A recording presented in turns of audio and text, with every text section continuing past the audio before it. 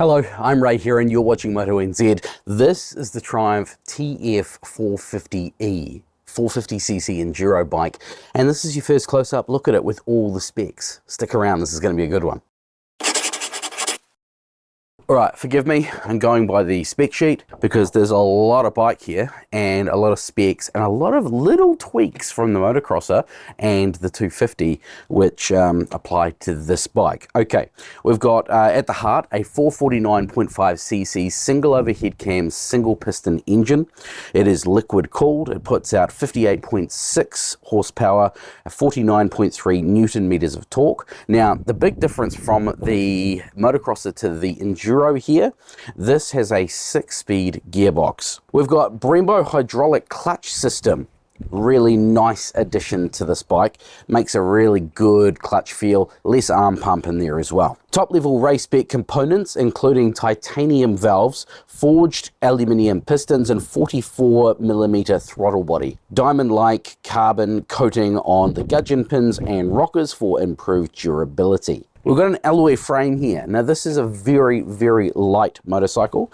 This weighs in at 117 kgs, ready to ride. 117 kgs, that's incredibly light. Compare that to the 250 at 114 kgs. Not much difference between them at all. We've got KYB forks up front, KYB shock down back, an 8.3 litre fuel tank, 955mm seat height, and the seat cover, whoa, she's a grippy one, that's for sure. And what's even cooler is these bikes come fully road legal. You can keep the indicators and everything on them, ride them down the road, put a number plate on, you're good to go. Or completely uncork it and have it on the dirt in full race spec, whatever works for you. Now here's something I shouldn't be saying. I shouldn't be saying bad things about bikes, but I feel like you've got to know, right? One thing I don't like about this bike, there is only one thing. I don't like when I stand the bike up and the kickstand stands up. I know you can fix that, but from factory I don't like that because now I can lean it over and drop it. That's the only thing I don't like about this bike. And to be honest, if that is the thing about this bike I don't like, then clearly it's a good bike. Let's start it up so you can hear it. So with the bike all started up, we've got this beautifully clear tail light here. Moving up to the front, we've got map switcher, 2 different maps, traction control on off, quick shifter on off, launch control, if that's set up for you. The dash is this beautifully clear setup here. We've got neutral light, we've got a check engine light over here, we've got time, stopwatch, trip meter, hour meter, and of course kilometers in that jobby right there. Nice, clear, and easy to read while you're riding.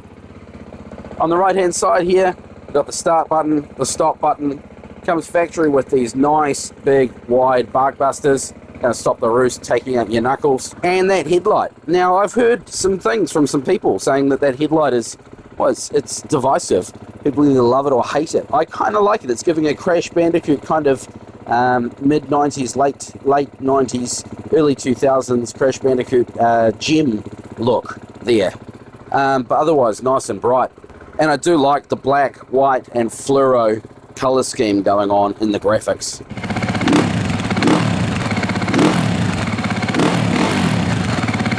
Beautiful bark in that exhaust as well. Now there is a massive parts catalogue for these bikes. You can change all sorts of stuff. There's an Akropovich exhaust in there as well, but to be honest, I like a stock bike and there's nothing wrong with this package. When you get on this bike, the 450, you think, it's probably a bit big for, my standard trail ride, but it's really not. This bike, it's got ridiculous power, but it handles itself so beautifully. It's so well weighted. The suspension soaks up the really nasty bumps, but also keeps the wheels locked to the ground, so you've got all the traction in the world. Go back and check out my previous video at Burnbuster and see what this bike was like. I rode this for a lap of Burnbuster, and I'm usually a 2-stroke guy, these guys, or a 254-stroke guy, but for a 450, it really impressed me. We are having these bikes at Burnbuster in the North Island near Taupō every month now from August last month, September when this video comes out. and then again October and November. So if you want to know more, check out the description below, and you can come and join us to ride this bike and of course the 250 as well. Now let's talk about the experiences people have had. A lot of people, they come up to me and they go, yeah, I'm a 450 guy, definitely, I've got to ride that 450. They ride this and they're excited about it and they like it, but they ride that 250 as well and they go, holy moly, that thing is incredible. I might be a 250 guy. So we've got the opportunity for you to ride both bikes. Come and ride both bikes and see for yourself what one is better. I've had no problems with these bikes. This one here has done 6 hours so far and there's not a single issue with it. It's actually become better over those 6 hours than when it first came out of the crate. So that is your overview of the Triumph TF450E, the enduro bike. Differences between this and the 250. The 250 saves, is it like 3.5 kgs? The 250 is also a double overhead cam. This is a single.